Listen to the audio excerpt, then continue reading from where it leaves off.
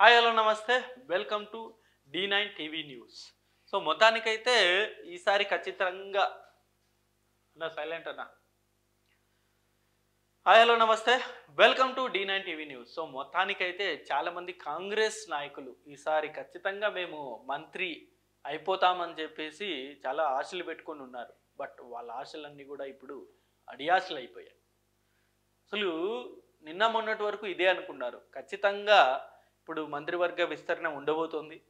కాంగ్రెస్ అధిష్టానం కూడా దీని మీద ఆలోచిస్తున్నట్టు. ఇక త్వరలోనే ఖచ్చితంగా ఇద్దరు ముగ్గురు మంత్రి పదవిలోకి వెళ్ళబోతున్నారని చెప్పేసి, మంత్రి పదవి వాళ్ళకి ఇవ్వబోతున్నారని చెప్పేసి కూడా చాలా వార్తలు అయితే వచ్చాయి.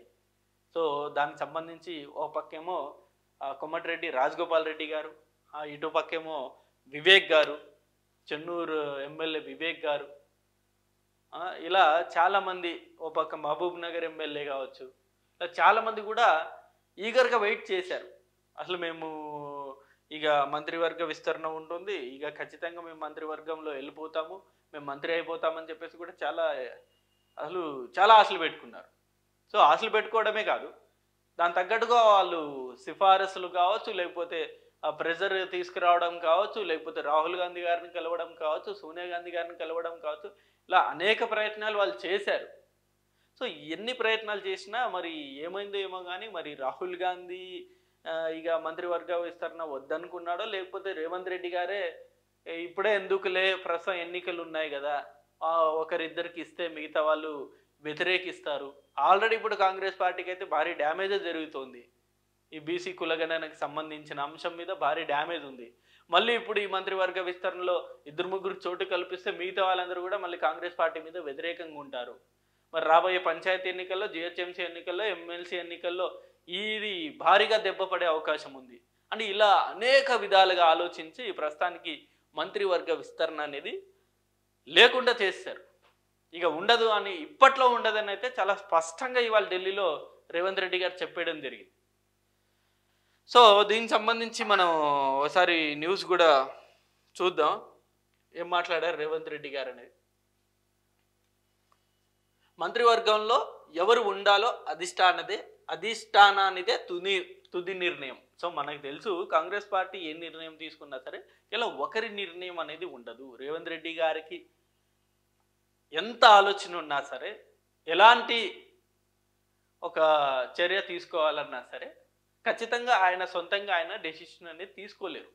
మరీ ముఖ్యంగా ఈ మంత్రివర్గం విస్తరణ, లేకపోతే ఒకరిని మంత్రివర్గంలో తీసుకోవాలి, లేకపోతే మంత్రివర్గం నుండి ఒకరిని తొలగించాలి అనే ఈ నిర్ణయం అనేది కేవలం ఒక్క రేవంత్ రెడ్డి గారి చేతిలో ఉండదు.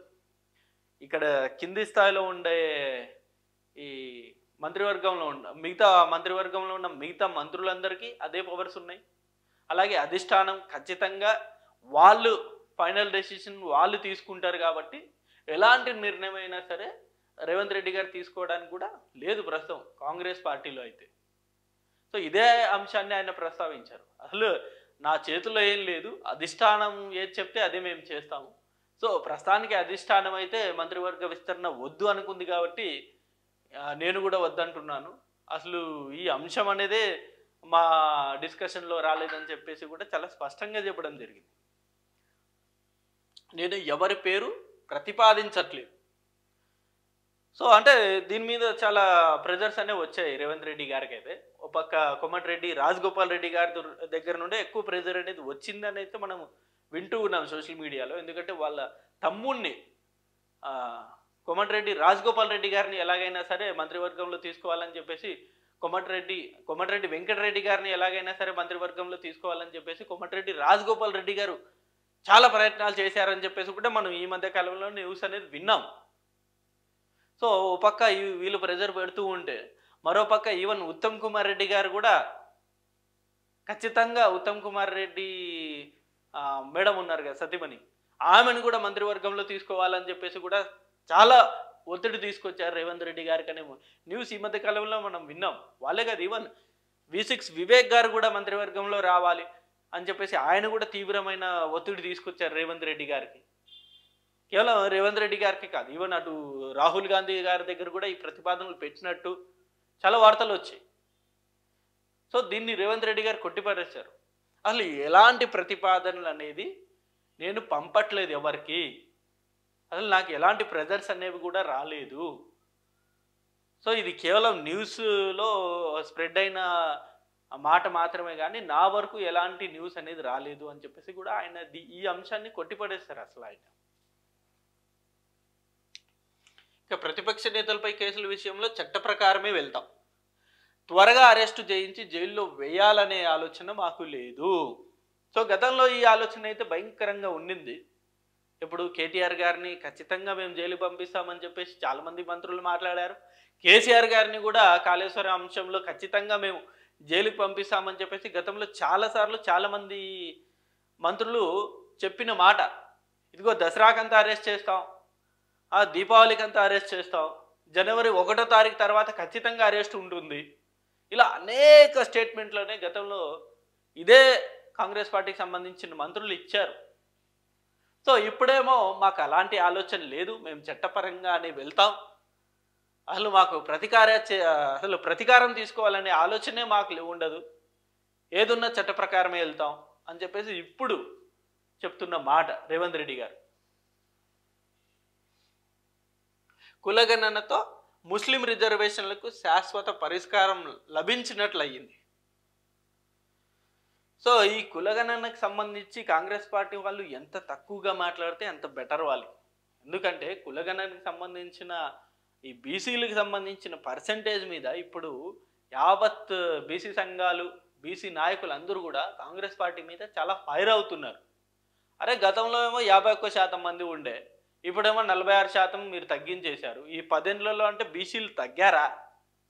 అంటే ఎవరు పెరగలేదా? బీసీ జనాభా పెరగలేదా? అసలు మీ తప్పుడు సర్వే ఇదని చెప్పేసి బీసీ నాయకులు చాలా ఫైర్ అవుతున్నారు. సో బట్ కాంగ్రెస్ పార్టీ కావచ్చు, కాంగ్రెస్ అధిష్టానం కావచ్చు, ఈ కులగణన ఏదైతే మేము చేపట్టామో అసలు అది ఒక గ్రేట్ అచీవ్మెంట్లో వాళ్ళు మాట్లాడుకుంటున్నారు. రాహుల్ గాంధీ అపాయింట్మెంట్ నేను కోరలేదు, రాహుల్తో నా అనుబంధంపై తెలియని వాళ్ళు మాట్లాడితే నాకేంటి. సో జనరల్గా మనందరికీ తెలుసు, రేవంత్ రెడ్డి గారిని ముఖ్యమంత్రిగా ప్రతిపాదించింది, ఆమోదించింది, ఫైనల్ చేసింది కూడా రాహుల్ గాంధీ గారే.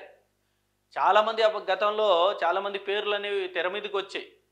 బట్టి విక్రమార్క గారు అనో, లేకపోతే పొంగులేటి శ్రీనివాసరెడ్డి గారనో, ఉత్తమ్ కుమార్ రెడ్డి గారనో, రకరకాల పేర్లు అనేవి వచ్చినప్పటికీ కూడా రాహుల్ గాంధీ గారు వీళ్ళెవ్వరిని ప్రతిపాదించకుండా, ఎవరిని ఫైనల్ చేయకుండా డైరెక్ట్ రేవంత్ రెడ్డి గారి మీద ఉన్న నమ్మకంతో రేవంత్ రెడ్డి గారిని ముఖ్యమంత్రిని చేశారు.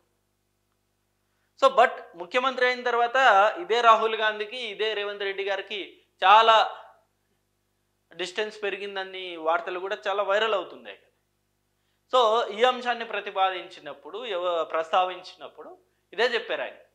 మీరేదేదో అనుకుంటే నాకేంటి, నాకు రాహుల్ గాంధీ గారికి ఉన్న రిలేషన్ వేరు, అసలు మీకు చెప్పాల్సిన అవసరం లేదు, నేను ఎప్పుడూ అపాయింట్మెంట్ అడగలేదు, అవసరమైతే ఖచ్చితంగా నేను డైరెక్ట్ వెళ్ళే యాక్సెస్ కూడా నాకు ఉంది, అలాంటిది ఇక నాకు రాహుల్ గాంధీ గారికి డిఫరెన్స్ ఉందని చెప్పేసి మీరు ఎలా మాట్లాడతారని చెప్పేసి కూడా రేవంత్ రెడ్డి గారు చాలా ఫైర్ అయ్యారు. సో ఇంకొకటి, ప్రతి ఒక్క విమర్శకు స్పందించాల్సిన అవసరం లేదు, పార్టీ ఇచ్చిన పని పూర్తి చేయడమే నా లక్ష్యం, పని చేసుకుంటూ పోవడమే నాకు తెలుసు. బీసీలు పెరిగిన విషయాన్ని లెక్కలతో సహా చూశాక బీజేపీ ఎమ్మెల్యే పాయల్ శంకర్ అసెంబ్లీలో అంగీకరించారు. సో ప్రస్తుతానికైతే బీజేపీ నాయకులు ఎవరైతే కీలకంగా ఉన్నారో వాళ్ళందరూ కూడా ఈ కులగణన సర్వే కూడా ఫేక్ అని చెప్పేసి వాళ్ళు చెప్తున్న మాట. బట్ రీసెంట్గా జరిగిన ఈ అసెంబ్లీ సమావేశాల్లో బీజేపీ ఎమ్మెల్యే శంకర్ గారు మొత్తం ఈ డీటెయిల్గా ఈ కులగణన సర్వే డీటెయిల్గా చూసిన తర్వాత ఆయన కూడా దీన్ని యాక్సెప్ట్ చేశారు. అలాంటిది ఏ రకంగా మీరు ఇది బోగస్ అని మీరు అనుకుంటున్నారని చెప్పేసి కూడా రేవంత్ రెడ్డి గారు క్వశ్చన్ చేయడం జరిగింది. సో మొత్తానికైతే అనేక అంశాలు ప్రస్తుతం కాంగ్రెస్ పార్టీని చాలా ఇబ్బందికర పరిస్థితుల్లో నెట్టేస్తున్నాయి.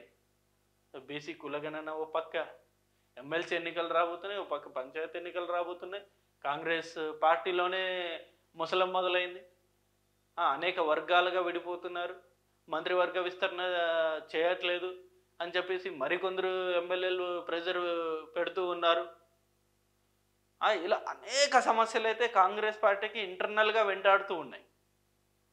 సో మరి చూద్దాం వీటన్నిటిని ఎలా ఓవర్కమ్ చేసి రాబోయే ఎన్నికల్లో వాళ్ళు మెజారిటీ స్థానాలు గెలుస్తారో లేదో చూడాలి. సో ఇది video and thank you for watching this video. Thank you.